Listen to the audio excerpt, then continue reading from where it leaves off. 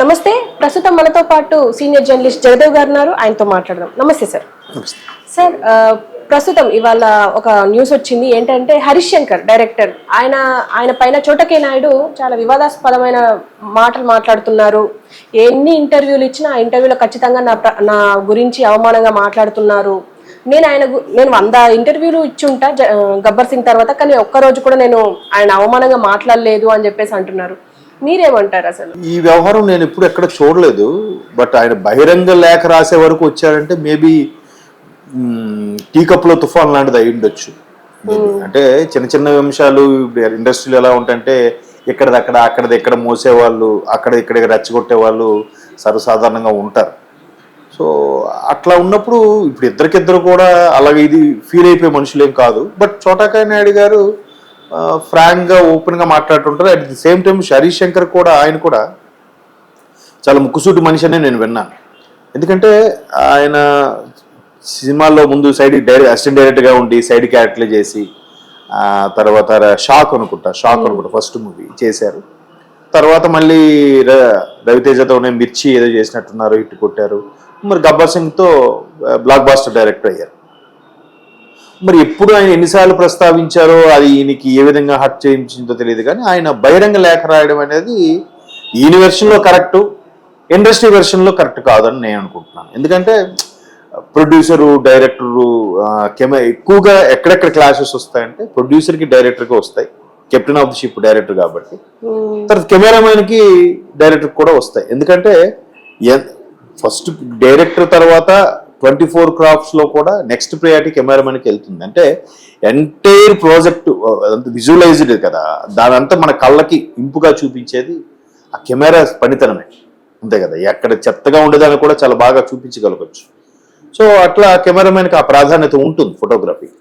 అయితే చోటాకాయ నాయుడు అనే వ్యక్తి ఇప్పటి నుంచో ఇండస్ట్రీలో పాతుకుపోయిన వ్యక్తి. నాకు తెలిసి జెమినీలో ఏజెంట్ విక్రమ్ అనే సీరియల్స్ వచ్చేవండి. అప్పటి నుంచి కూడా ఆయన సీరియల్స్, DD8లో ప్రోగ్రామ్స్ అవి చేస్తూనే మెల్లగా బిగ్ స్క్రీన్ మీదకి రావడం. చాలా ఎక్స్పీరియన్స్ అంటే 30 years పైన ఉంటుంది ఎక్స్పీరియన్స్. ఎందుకు మరి కెమెరామెన్ అనగానే చోటాకాయ నాయుడు అని పేరు గుర్తొస్తుంది చాలా మందికి. ఇంక చాలా మంది ఉన్నారు కెమెరామెన్లు, బట్ ఆయన పేరు ఇండస్ట్రీలో బాగా ఫెమిలియర్ అయిపోయింది.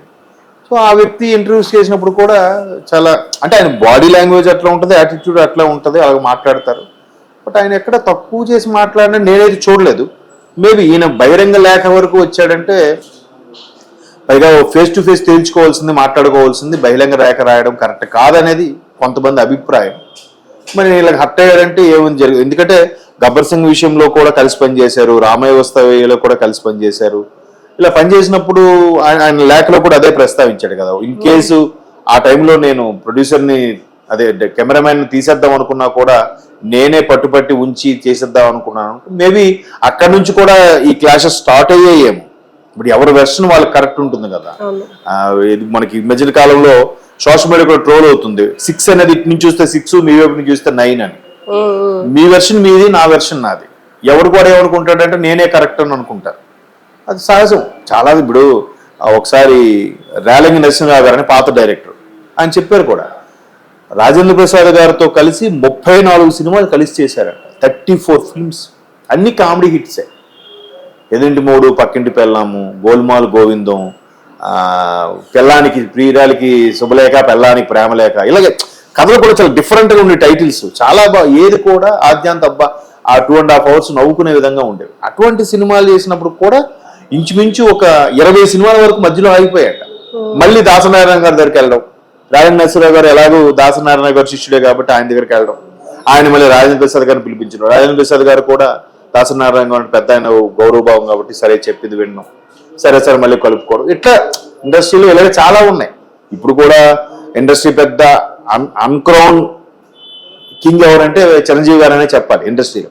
ఇప్పుడు ఇండస్ట్రీ పెద్దగా ఉన్నారు, చాలా వరకు షార్ట్ అవుట్ చేస్తున్నాడు కూడా విన్నాను. బయటికి మాత్రం ఎక్కడ చెప్పట్లేదు, ఎందుకులే చెప్తే పెద్ద పబ్లిసిటీ అవసరం లేదని ఉద్దేశం. ఎందుకంటే మన టికెట్ల విషయంలో కూడా ఎవరెవరు వెళ్ళాలి, ఎవరెవరు వెళ్తారు అనుకున్న ముందే ఈయనే నిలబడి తీసుకెళ్లారు. ఆయనతో పాటు ప్రభాస్, మహేష్ బాబు లాంటి వ్యక్తులు కూడా, హీరోలు కూడా వెళ్ళారు, మాట్లాడారు. అంటే ఒక లీడర్షిప్ క్వాలిటీస్ ఇనిషియేట్ తీసుకోవడం అంటే అదే. సో అలాగే ఇండస్ట్రీలో జరుగుతుంటాయి. కాకపోతే హరీష్ శంకర్కి చోటాకే నాయుడు గారికి ఇద్దరికి ఇలా ఇష్యూ అవడం, ఎందుకంటే హరీష్ శంకర్ కూడా ప్రతిదీ కూడా ఎక్కడెక్కడ కౌంటర్లు ఇచ్చినా కూడా ముఖం మీదే ముక్కు సూటిగా చెప్పే మనిషి. మనం ఆ మధ్యకాలంలో ఆయన ఎవరు సురేష్ కొండేటి గారి విషయంలో కూడా ఆయన నీ ఒక్కడి అభిప్రాయాన్ని అందరి అభిప్రాయానికి చెప్పకూడదు, ఎందుకంటే సీతారామ శాస్త్రి గారు చెప్పిన దాన్ని నేను ఇప్పుడు ఫాలో అవుతున్నాను. ఎందుకంటే సీతారామ శాస్త్రి గారు ఒకసారి ఇలాగ ఒక పాట రాస్తే హరీష్ శంకర్ గారు అన్నారంట, గురూజీ నాకు బాగాలేదని అన్నారంట.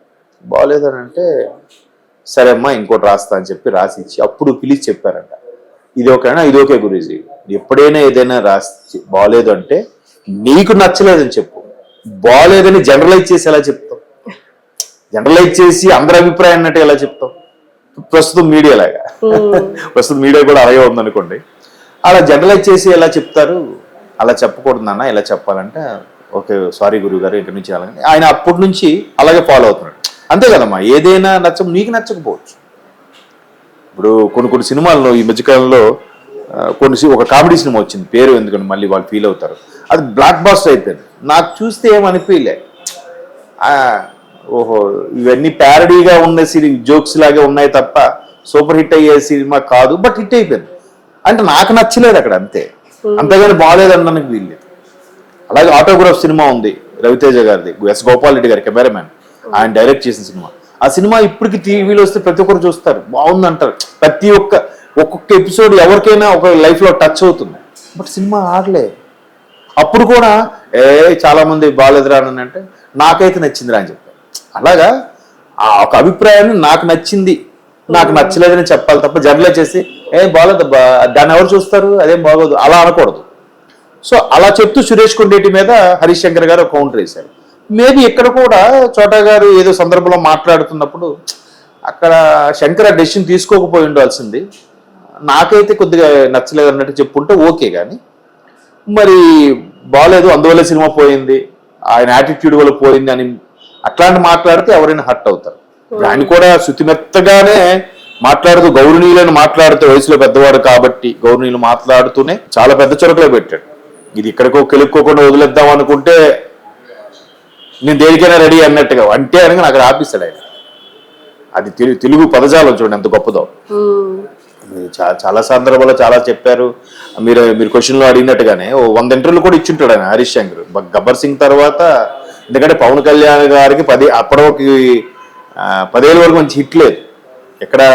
ఆల్మోస్ట్ ఖుషి తర్వాత మధ్యలో జల్సా ఓకే అనిపించింది కానీ ఆ స్థాయి హిట్ అయితే రాలేదు. గబ్బర్ సింగే మళ్ళీ కదా.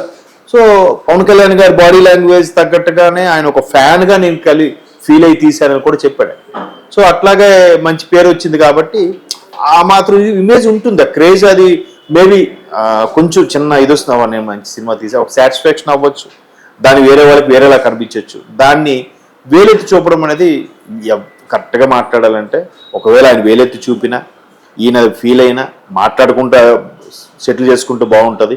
ఇలాగ ఓపెన్గా రాశాడంటే మేబీ కలవడానికి ఛాన్స్ ఇవ్వలేదేమో, లేదా నేను నీకన్నా ఇండస్ట్రీలో ముందు నుంచి ఉన్నాను ఇలాంటి చాలా చూశానని చెప్పి కలవడానికి ఛాన్స్ ఇవ్వలేదేమో. ఇట్లాంటివి ఏదో జరుగుంటాయి మనకు తెలియదు కదా. సో అందుకు ఈయన బహిరంగ లేఖ రాసేసాడేమో, ఇంకెందుకు ఇవన్నీ ఎవరితో సంబంధం లేదు. బహిరంగ లేఖ రాయడం అంటే ఏం లేదు, మీడియాకి రాసినట్టే లేఖ, వాళ్ళకి రాయడం కాదు, అంతే కదా. వాళ్ళకేం వెళ్తుంది, వాడేం తీసుకోడు, పోస్టులు వచ్చి నాకు కాదు వద్దని చెప్తాడు. ఇలా బహిరంగ పెడితే వీడు మళ్ళీ యూట్యూబ్లోనే ఎక్కడో చూసుకోవాలి. నేను అనుకోవడం బహిరంగ లేఖ అంటే ఆయనకి కాదు, మన మీడియా మిత్రులుగా రాసినట్టే అనుకుంటున్నాను. ఆ విధంగా రీచ్ అయ్యి ఎక్కడికక్కడ సెటిల్ చేసుకుంటూ బెటర్ అండి. బిజినెస్ లా చూడాలి, మళ్ళీ కలిసి పనిచేస్తారు వీళ్ళే. మనం న్యూస్ కోసం వ్యూస్ కోసం చేయడమే తప్ప చూద్దాం. ఇది చినికి గాలివాన అవ్వకుండా అక్కడతో ఆగిపోవాలని కోరుకున్నాం. Okay sir, thank you.